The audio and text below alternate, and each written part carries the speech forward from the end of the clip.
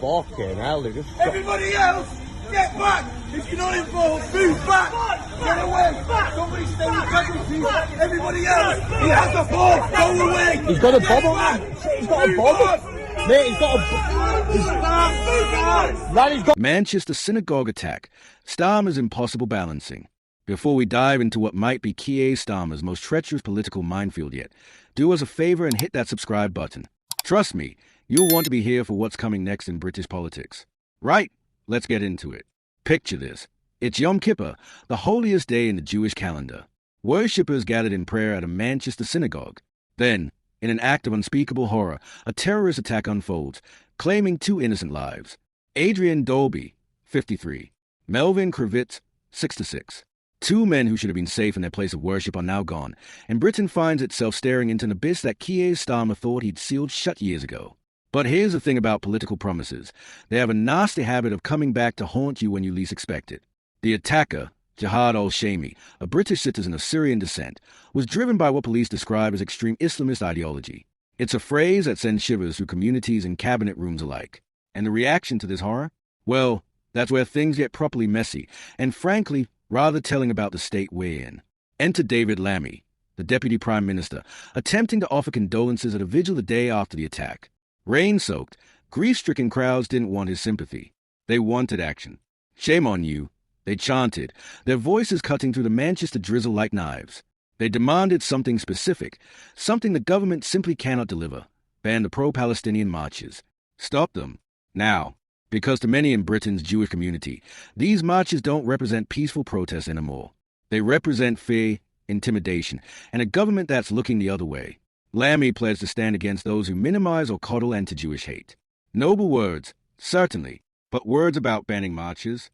Not a syllable. And the crowd knew it. They heard what he didn't say louder than what he did. Tony Travers from the London School of Economics called the situation absolutely insoluble. Banning marches isn't very British, he said. Not very democratic. And is right, isn't he?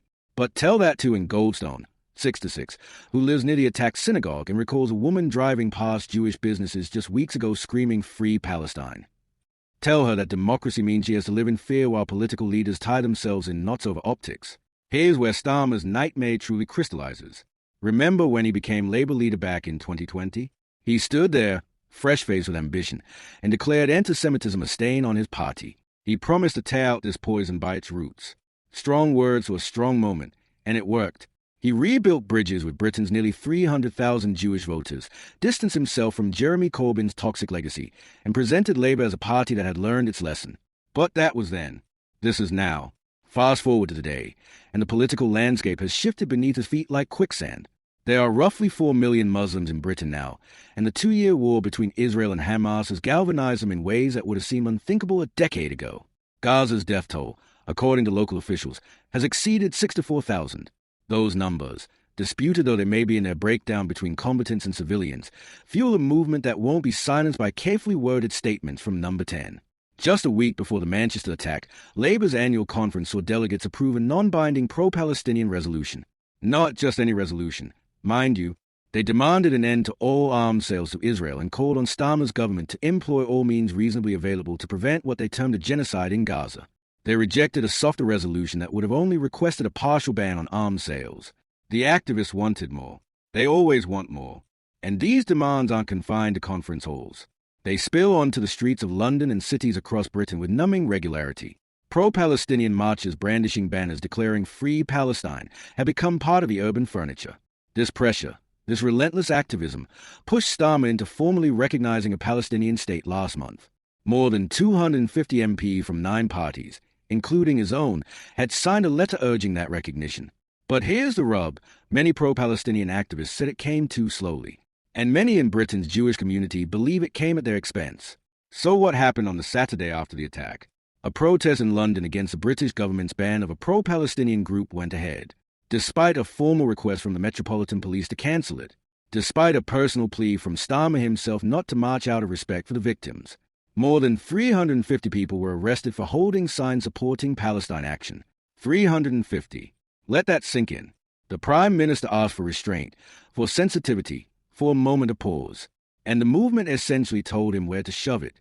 On Sunday, There will be a separate rally in Trafalgar Square honoring those taken hostage during the October 7th, 2023 Hamas-led attack, calling for the release of remaining hostages ahead of the 2-year anniversary on Tuesday. Two competing narratives, two communities, one deeply fractured political reality.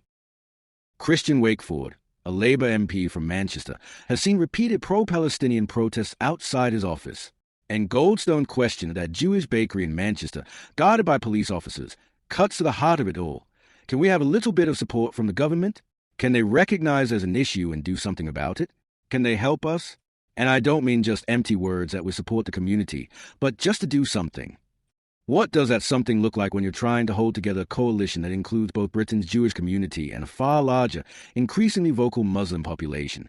When banning marches would be undemocratic and UN British, but allowing them makes one community feel abandoned and afraid.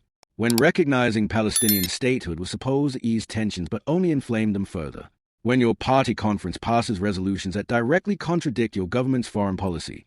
This isn't a problem with a solution. It's a paradox with a price tag, and Starmer's paying it in political capital every single day.